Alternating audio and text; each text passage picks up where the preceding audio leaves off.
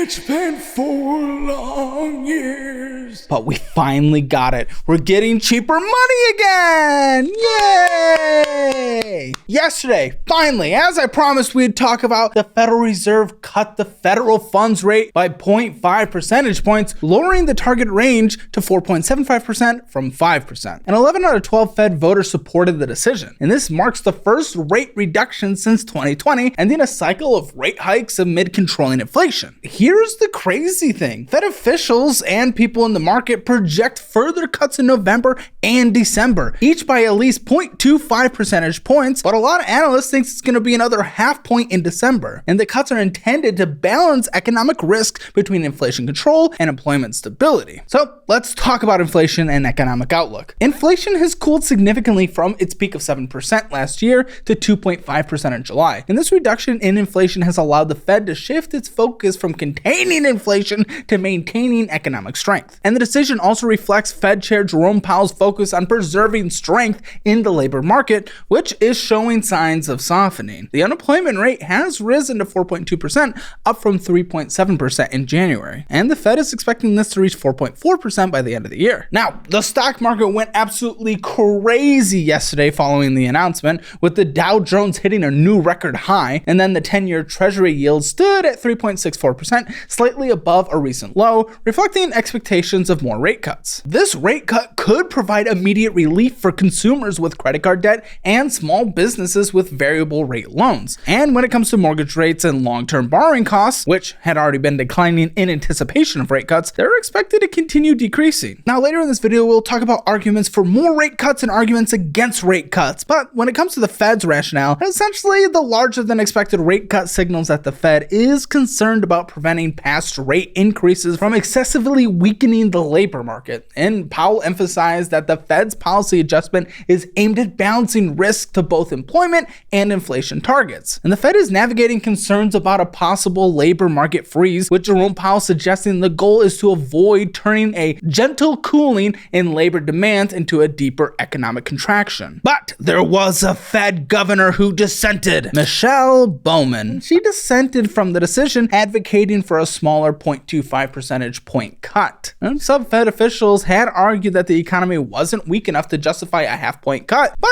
the sharper than expected slowdown in hiring this summer pushed others to support the larger reduction. And why a lot of them are feeling that is because the unemployment rate rose to 4.2%, up from earlier levels, and the Fed now expects the rate to stay between 4.2% and 4.5% by year end. And the Fed's decision reflects a concern over the cooling labor market, with job openings down from pre-pandemic peaks. But finally, we are joining other major central banks across the world, including the Bank of Canada and the European Central Bank, and starting to cut rates after aggressive rate hiking cycles to combat that inflation globally. And many advanced economies experienced inflation spikes during the reopening of the pandemic and due to the war in Ukraine. Looking forward, bond investors are expecting additional rate cuts, with projections indicating that the federal funds rate could drop by 2 percentage points over the next 18 months, ending near 3.5% by 2025. Economists are split on whether these rate cuts will be enough to prevent a significant slowdown in the economy, and some remain concerned that rate cuts may not be sufficient to boost housing activity, given continued affordability challenges despite declining mortgage rates. In summary for this part, the Fed's larger than expected rate cut reflects a nuanced balancing act between controlling inflation and maintaining employment. While inflation has subsided, economic indicators such as rising unemployment and slower hiring have pushed the Fed to pivot toward rate cuts in a bid to avoid deeper economic contraction. Now,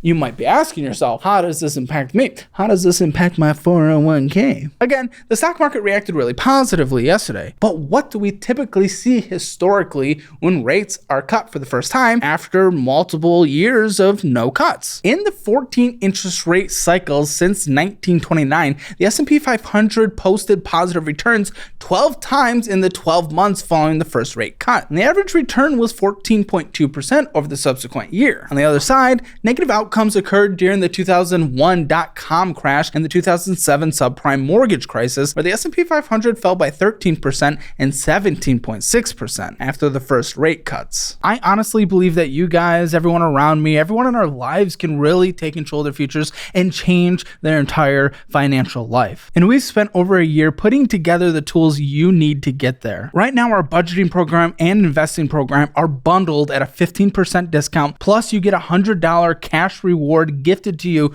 right into your Moomoo account. The time is now to take control of your financial future. Do not miss this opportunity. But in non-recession scenarios, equities typically perform well following the initial rate cut. For instance, in 1995, the S&P 500 rose by 21.1% in the 12 months after the rate cut. And in 1980, a gain of 20.3% was observed after the rate cuts aimed at addressing economic slowdown. And the Nasdaq also has historically surged after rate cuts, with some rallies reaching over 100% gains, such as those in the early 1990s and in 1998. The smallest post-rate cut actually saw the Nasdaq increased by 19.7%. Now, despite rate cuts, cyclical sectors like consumer discretionary and industrials often outperform, as these sectors benefit from the economic boost provided by lower borrowing costs. Defensive sectors such as healthcare tend to perform better during periods of rising rates. But rapid rate cuts often signal economic distress, as seen in 2001 and 2007, leading to potential negative market reactions in different areas, where, in contrast, gradual rate cuts, especially when not tied to a recession,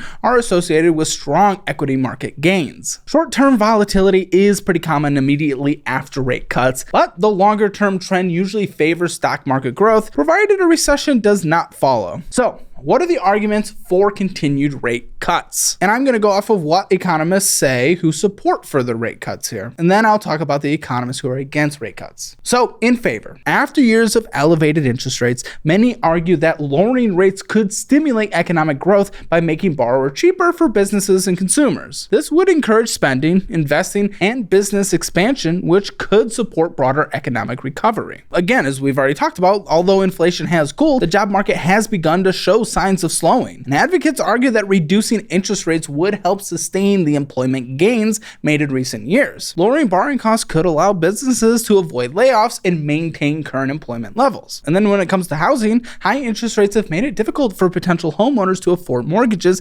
contributing to a slowdown in the housing market. By cutting rates, the Fed would reduce mortgage costs, potentially boosting home construction and home ownership, and increasing overall housing market activity. And then there is the reality of emerging economies around the world. The U.S. interest rate policies have global effects, especially on those emerging markets that are struggling with debt. High U.S. rates have increased borrowing costs for these countries, pushing them into financial hardship. A rate cut could help reduce their debt burden and stabilize their economies. And then there's the argument that this could prevent an economic recession. Several economists argue that the current high rates could push the United States into a recession if not lowered soon. They believe cutting rates preemptively could mitigate the risk of an economic downturn by encouraging spending and investment before the economy begins to contract. And then high upfront costs in sectors like infrastructure and renewable energy have also been hindered by elevated borrowing rates. Cutting rates could make capital investments more affordable, leading to increased spending in these sectors. And then for all of you who want to go out there and go,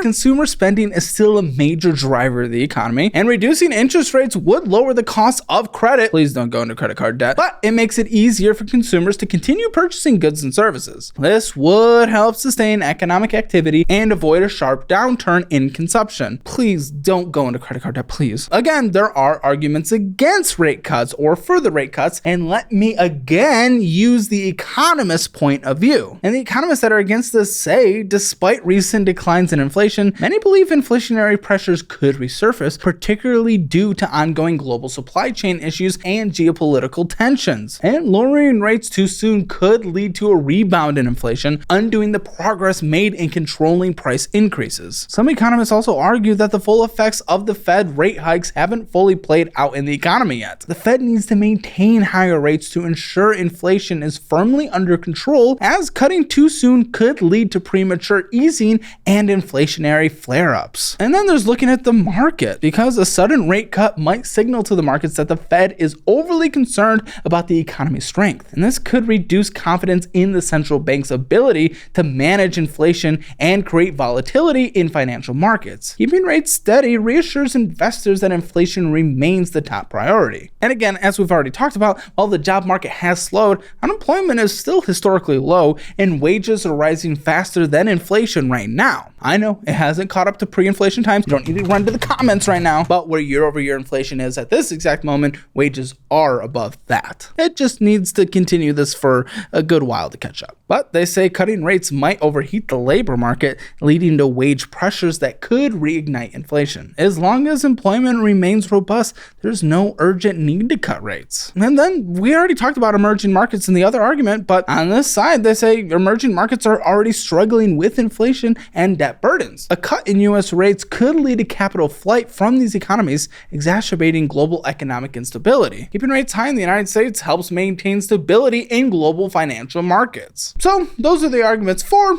and against rate cuts. I want to know where you stand. Whose point do you think is correct? Let me know in those comments below. But as of now, guess what, guys? Rates have been cut, and we'll see if they continue to be cut throughout the year. Make sure to subscribe, and we'll let you know my thoughts on it every time. I want to give you free money right now. I've partnered with different resources that will literally give you hundreds of dollars the moment you sign up. Check out my investing app of choice, Moo, where they give you up to 15 free stocks and an 8.1% interest on your uninvested cash when you sign up with my link. Would you rather have a more traditional savings account? Check out where I keep my emergency fund, SoFi, where they'll give you 4.5% on your money and up to $300. Would you rather have automated investing? Sign up for Acorns with my link below and get $20 right now instead of the usual $5 you get from your friend's referral. And you can also sign up for our investing program and get $100 in cash deposited into your Moo account. This is the best way to learn your investing profile and what strategies to use based on that. All of this free money is linked in the resources section of the description below. Don't pass up this free money or I'll punch you!